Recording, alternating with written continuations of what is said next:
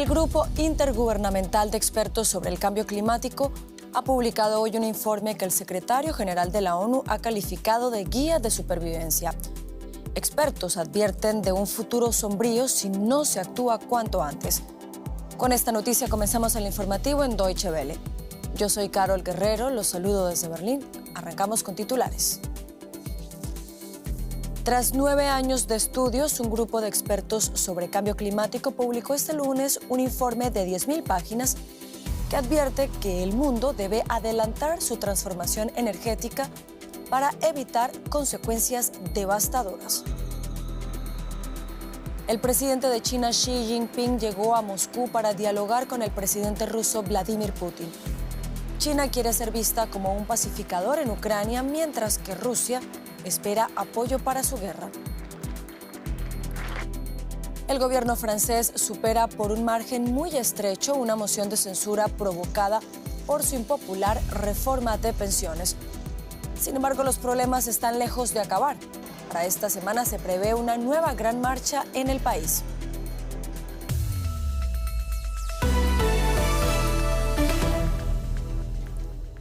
El mundo debe adelantar la transformación energética para evitar que el impacto del cambio climático sea más grave de lo que se teme. Así se desprende del informe del Grupo Intergubernamental de Expertos sobre el Cambio Climático publicado hoy. Por eso el planeta necesita recortar sus emisiones de CO2 a la mitad antes de 2030. Una meta que parece imposible. Expertos afirman que a pesar de contar con las herramientas para frenar el cambio climático, falta todavía voluntad política. Temperaturas extremas, tormentas, sequías, inundaciones, el deshielo del Ártico. El clima extremo lleva décadas golpeando al planeta, con consecuencias catastróficas. Durante todo este tiempo, científicos y expertos de la ONU han hecho un llamado para limitar la velocidad del calentamiento global y ahora han vuelto a advertir de que el tiempo apremia. La humanidad camina sobre una delgada capa de hielo y ese hielo se está derritiendo rápidamente. Como detalla el informe del Grupo Intergubernamental de Expertos sobre el Cambio Climático, el ser humano es responsable del calentamiento global en los últimos 200 años. La velocidad con la que aumenta la temperatura en el último medio siglo es la más alta de los últimos 2000 años. Las concentraciones de dióxido de carbono son las más altas en al menos 2 millones de años. El clima es una bomba de relojería. Por ello les pide a los países ricos que sean neutrales en sus emisiones de dióxido de carbono para 2040, lo que significa que tienen que alcanzar sus objetivos antes de lo previsto. Alemania quería alcanzar ese objetivo en 2045, pero el país se está quedando atrás, especialmente en las áreas de transporte y renovación de edificios.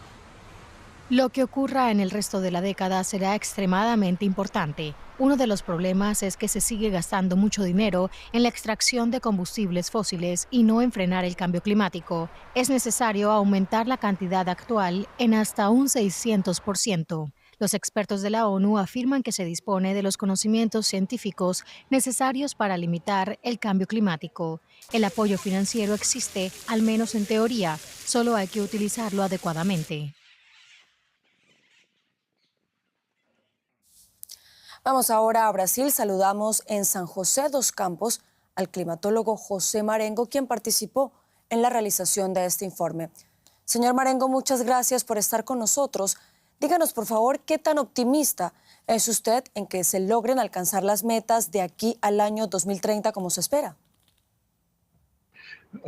¿Qué tal?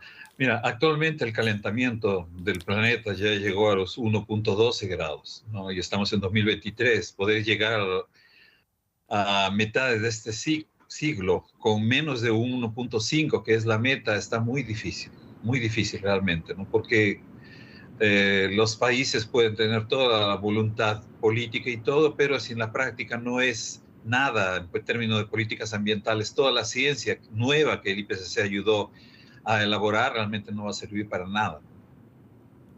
Pero a propósito de esa voluntad política de la que usted habla, ¿sí cree que hay voluntad política por lo menos en algunos de los países industrializados que son los más contaminantes hasta ahora?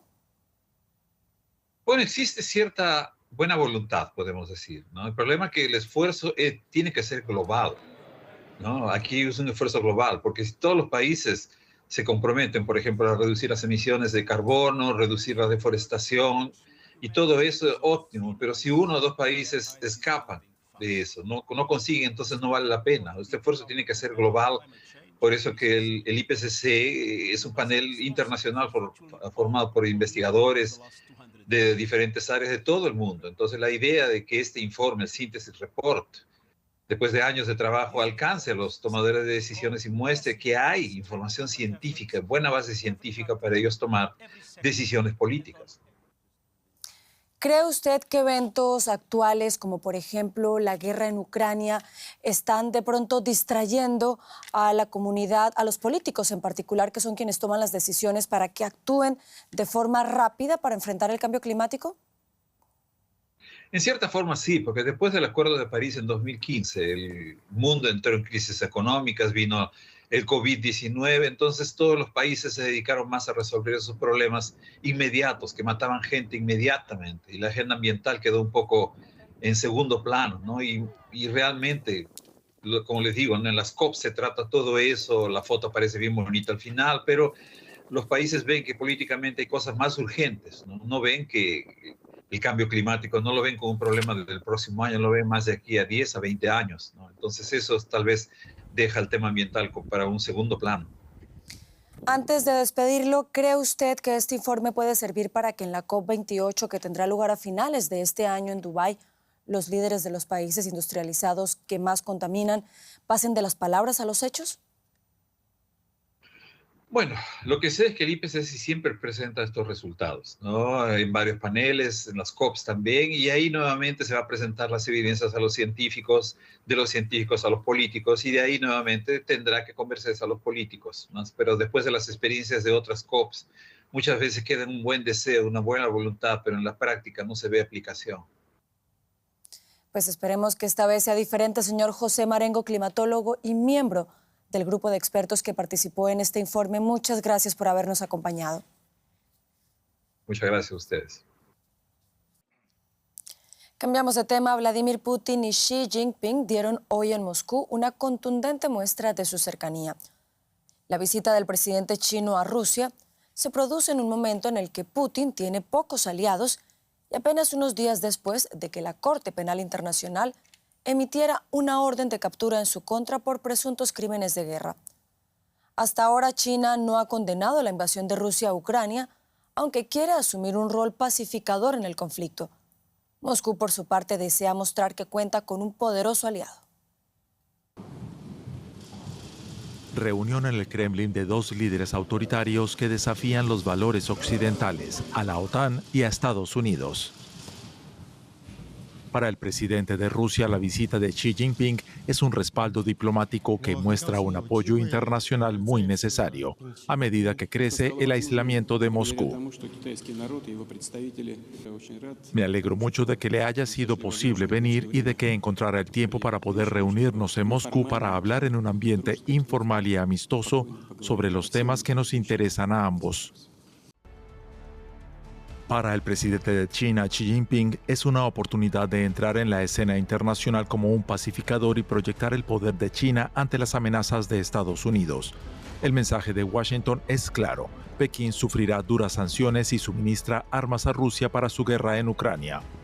Ambos mandatarios están decididos a crear un nuevo orden mundial que, según ellos, no siga los dictados de la única superpotencia del mundo. Somos socios en una cooperación estratégica integral.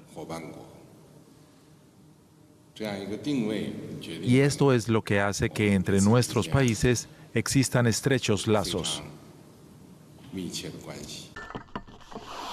Se espera que Xi y Putin debatan el plan de paz de 12 puntos propuestos por Pekín, que aboga por negociaciones entre Moscú y Kiev, pero no menciona la retirada de las tropas rusas del territorio ucraniano. Los ucranianos no pasan por alto esta omisión. Un dictador ha encontrado a otro, se atraen mutuamente, pero nada cambiará demasiado aunque consigan el apoyo de China para la guerra. Parece como una especie de juego, como si quisieran tomarle el pelo al mundo occidental. Esa es mi opinión. El presidente de Ucrania, Volodymyr Zelensky, ha dejado claro que no se podrá alcanzar la paz mientras las tropas rusas sigan ocupando y atacando su país. Y no está interesado en ceder ningún territorio ucraniano a Putin. Se espera que Zelensky y Xi hablen de la guerra por teléfono en los próximos días. Y desde Moscú, el periodista Ricardo Marquina nos habla de lo que significa para el gobierno de Vladimir Putin esta visita del presidente de China, Xi Jinping. Escuchemos. Hola, buenas noches. El presidente chino Xi Jinping se encuentra ya aquí, en Moscú, en el que es su primer viaje oficial tras ser reelegido por tercera vez al frente del Partido Comunista Chino. Jinping se ha encontrado ya con Vladimir Putin en un encuentro de carácter más informal. Esta noche hay una cena de gala en el Kremlin. Será ya mañana cuando haya un encuentro de alto nivel entre las dos partes. Sobre esta mesa de negociaciones estarán las relaciones bilaterales, económicas, políticas, también militares, pero sobre todo la guerra en Ucrania. Y es que China presentó el pasado 24 de febrero un plan de paz para Ucrania, un plan de paz que contiene muchas cosas que son prácticamente inaceptables para Moscú, ya que habla de respetar la integridad territorial ucraniana y su soberanía. Aún así, Vladimir Putin ha asegurado al presidente chino que Rusia mira con mucho respeto su propuesta de paz. Y la Unión Europea, entre tanto, llegó a un acuerdo político para destinar a lo largo de 12 meses 1 millón de cartuchos de artillería para Ucrania. El bloque comunitario destinará unos 2.000 millones de euros a la compra de munición. Los ministros de Asuntos Exteriores de la Unión Europea quieren garantizar que Ucrania disponga de munición suficiente para defenderse de los ataques rusos y para llevar a cabo posibles contraofensivas. Sin embargo, el ministro ucraniano de Exteriores, Dmytro Kuleba, estima que las necesidades financieras para comprar munición se elevan a unos 4.000 millones de euros, es decir, el doble de lo previsto por Bruselas. Vamos ahora con un resumen de otros hechos que también son noticia en esta jornada. Rusia ha abierto una investigación penal contra los fiscales de la Corte Penal Internacional que el jueves pasado emitieron una orden de detención contra el presidente Vladimir Putin por presuntos crímenes de guerra. La agencia acusa a la CPI de violar la legislación rusa y de acusar, según Moscú, a una persona inocente. Una conferencia internacional de donantes realizada este lunes en Bruselas logró reunir más de 7.000 millones de euros para las víctimas de los terremotos de Turquía y Siria. En un discurso virtual, el presidente turco Recep Tayyip Erdoğan agradeció el apoyo internacional, pero señaló que los costes de reconstrucción podrían superar los 100.000 millones de euros.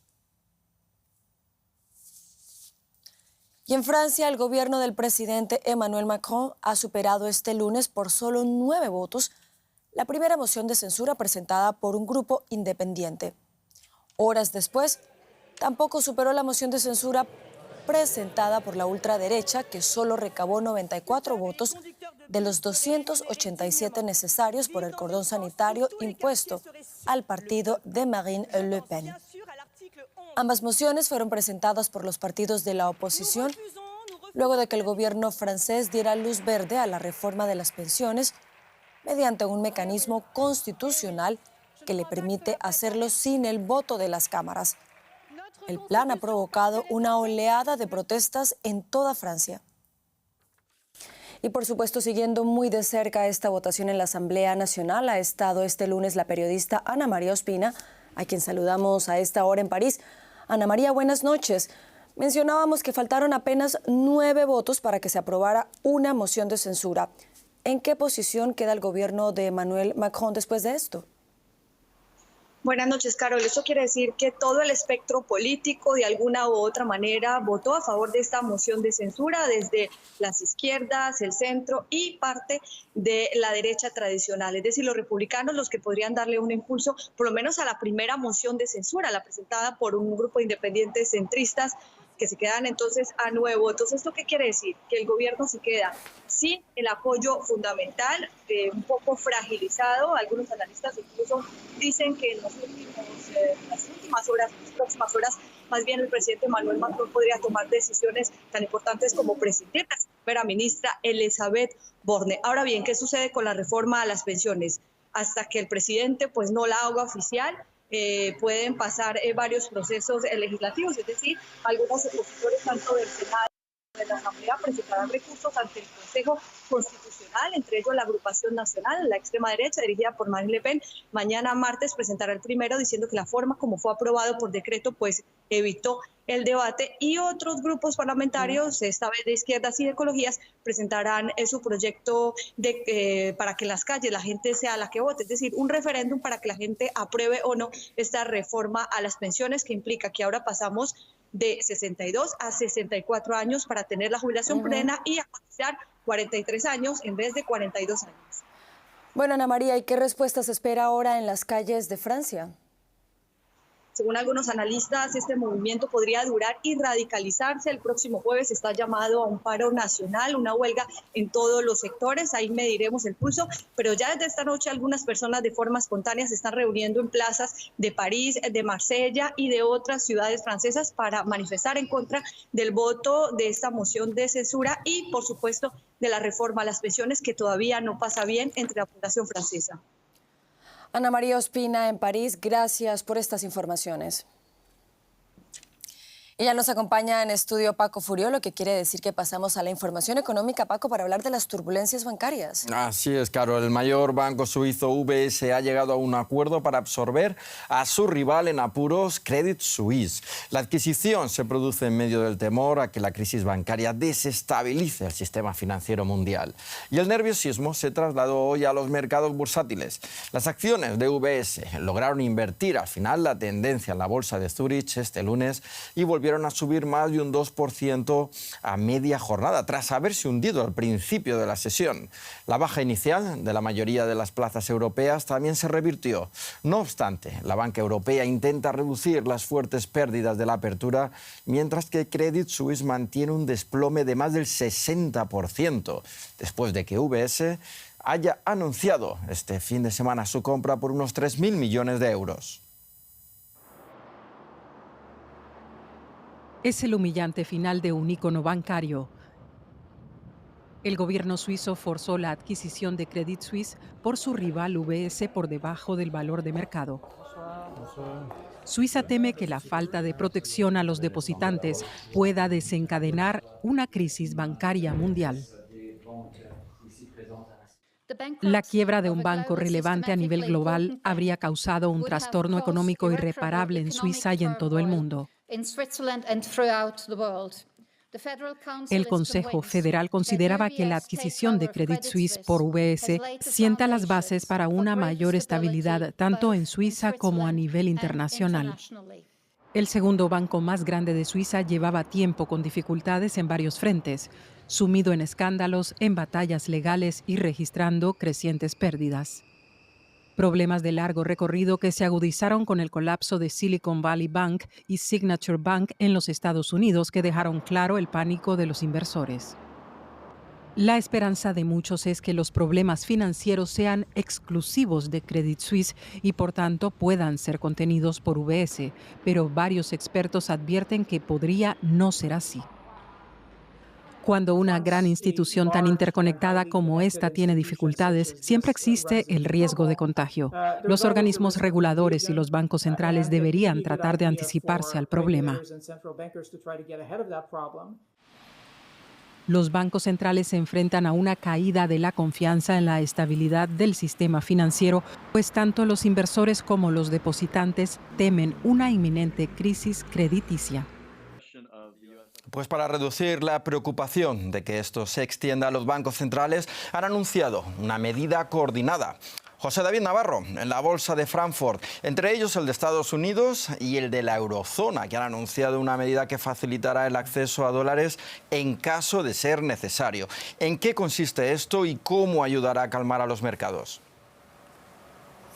Hola Paco, ¿qué tal? Pues es una medida que, por cierto, ya se utilizó en la crisis financiera del año 2008, después de la caída de Lehman Brothers. Es una forma o un contrato de intercambio de divisas, lo que en la jerga financiera se conoce por el nombre de swaps, y que permite o facilita el acceso a dólares. En momentos de tensión, de preocupación como los que hemos vivido en la última semana, hay más estrés financiero si las empresas, que muchas veces tienen contratos o en otros mercados, saben que el acceso a esos dólares es más difícil. Lo que está haciendo ahora, por ejemplo, el Banco Central de Estados Unidos, la Fed, y el acuerdo con el Banco Central de aquí, de la eurozona, es hacer intercambios de dólares por euros para, como les decía, tranquilizar a los empresarios y a los inversores de que el acceso a los dólares va a ser fácil.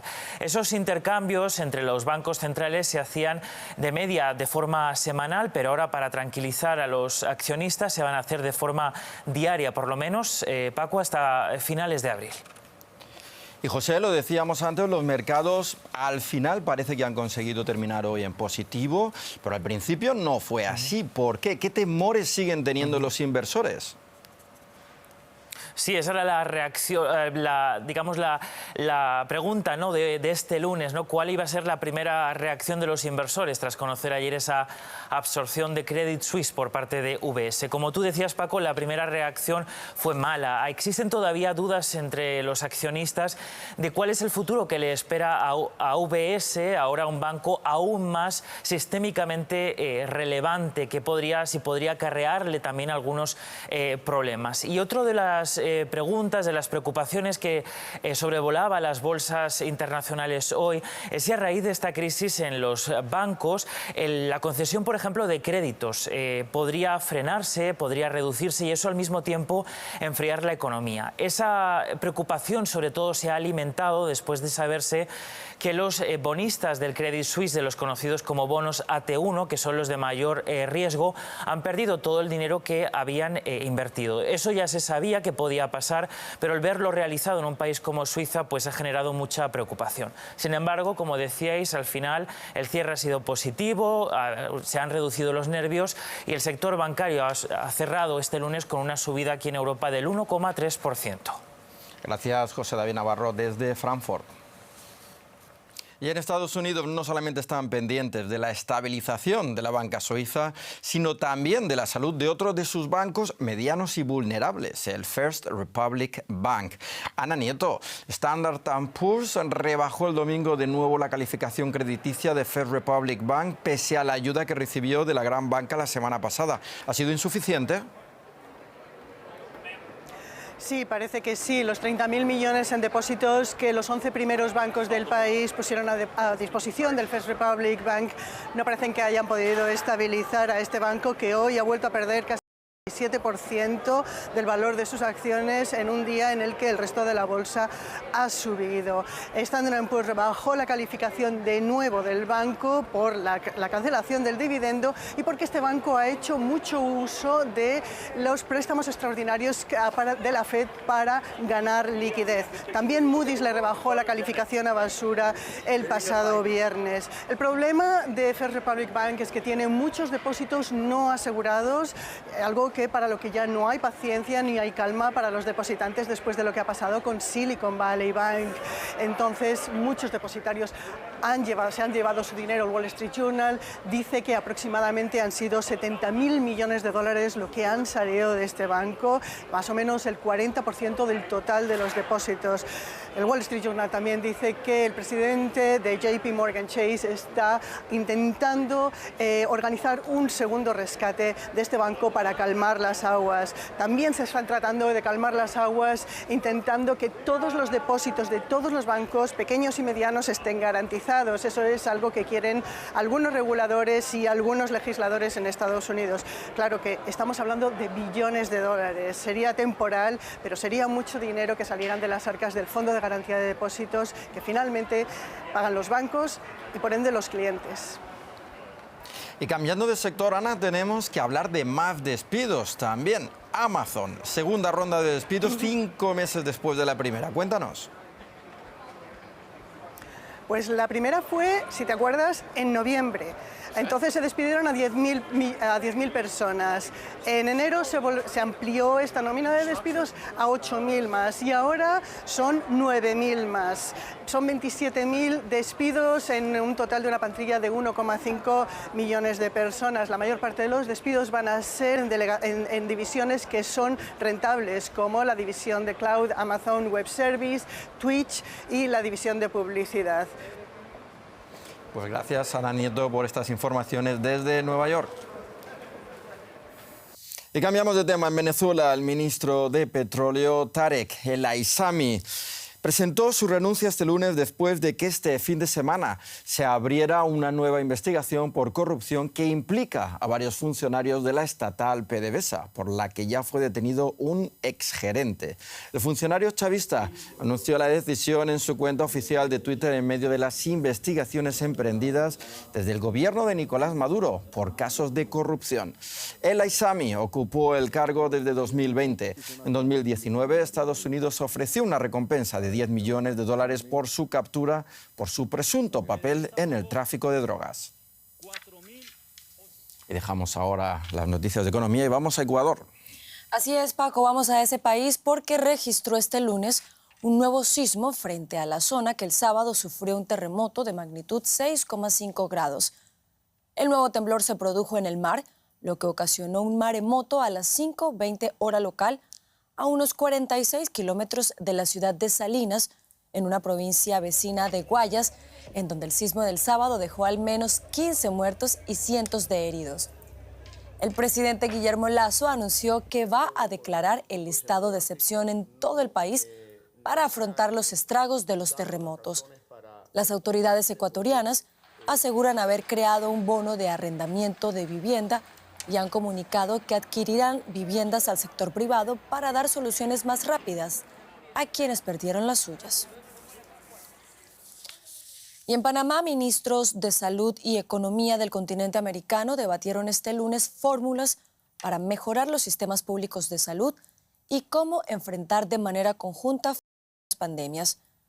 Fue el primer encuentro de alto nivel del llamado Diálogo Económico y de Salud de las Américas, una iniciativa surgida en la última cumbre de las Américas para aunar esfuerzos para mejorar los sistemas de salud en el continente.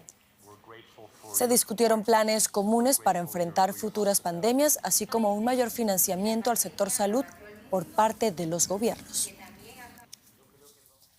Cambiamos completamente de tema, vamos hasta Irak, porque han pasado 20 años desde que las fuerzas estadounidenses y de la coalición internacional invadieron ese país con la misión de derrocar a Saddam Hussein y localizar armas de destrucción masiva. 3 semanas más tarde, el régimen de Saddam caía, pero no había rastro de ningún arsenal de armas nucleares, químicas o biológicas.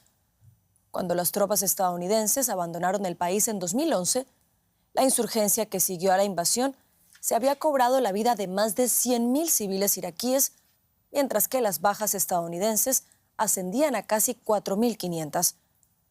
Actualmente la normalidad parece haber vuelto, aunque el país se enfrenta todavía a muchos desafíos como la inestabilidad política, la pobreza y también la corrupción. Así comenzó la guerra de Irak. Estos bombardeos cayeron sobre Bagdad la noche del 20 de marzo de 2003. Enseguida llegaron a la ciudad las tropas estadounidenses para derrocar al dictador Saddam Hussein. Estas imágenes de la Plaza Firdus dieron la vuelta al mundo.